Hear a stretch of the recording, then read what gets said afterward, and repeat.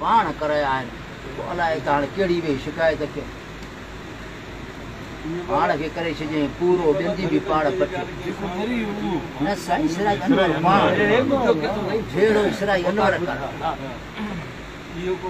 चाचे भी न मञे छोकिरो भी न मञे छोकिरो हिकु दम आहे उहो पर खासो बि आहे जीअं आयो तीअं सिधो असां असां सुबुह जो ॿई भाई निकिरी वियासीं चई मामा जे चाचे जो बि ख़ुदा जो दमार आहे नथो मिले आहियूं त हिक थांव जे खाइण वारा फ़र्क़ु बि कोन्हे हाणे मां तव्हां ॾे आयो आहियां बाबा जे पाणी जी ॻाल्हि आहे बि कुझु कोन हाणे को चाचे असां वरी तव्हां ॿाहिरि ॿ हलो सम्झायोसि मां चयो असां हलूं था जीअं तो चयो तूं जे चाचे चयो उहो ई करे मोटींदासीं असां वटि साईं वेठो आहे थकावत आहे ॿधो पियो हुते जो हुते थकावत जा हकुम हे असां हिते वेठा आहियूं हिंदी घर असांजा हीअं उथी वीचारे चुप करे माखे ॾिसी जो फोनियूं वञी उते जो उते फोन मां पठाण जा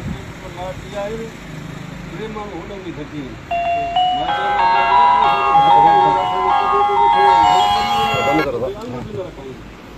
वे हाणे मोटरसाइकिल ते पैसो ॾेई मां ओॾी महिल मोकिलियो मां गॾु पाण आहियां उन सां अञा वेंदो आहे बाबा असां हलण भली वञूं त आंगुर बि कोन रखंदो उन खे मां तरफ़ ॾेई पंहिंजी उतां खे मूं सारे वेंदा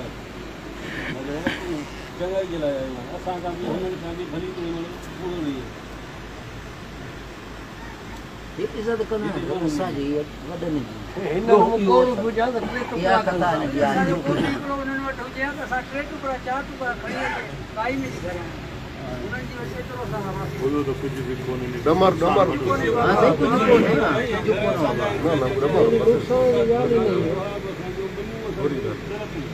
अॻे बि असांजो मुल्क हला करे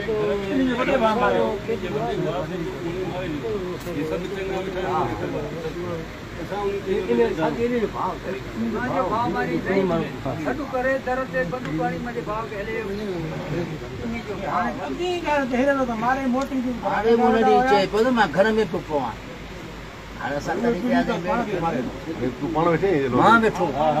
मां पाण मेड़ी मां खणी आयुसि न मां हिन खे वठी आयो हिन चयो हाणे ॾाढो था कनि ऐं त को टपी वियो आहे मां चयो बाबा तव्हांजो छोकिरो सोचियूं आहियूं न उहो न आयो तॾहिं तव्हां आहियूं न मां चयो फैसलो आहे न हलो पोइ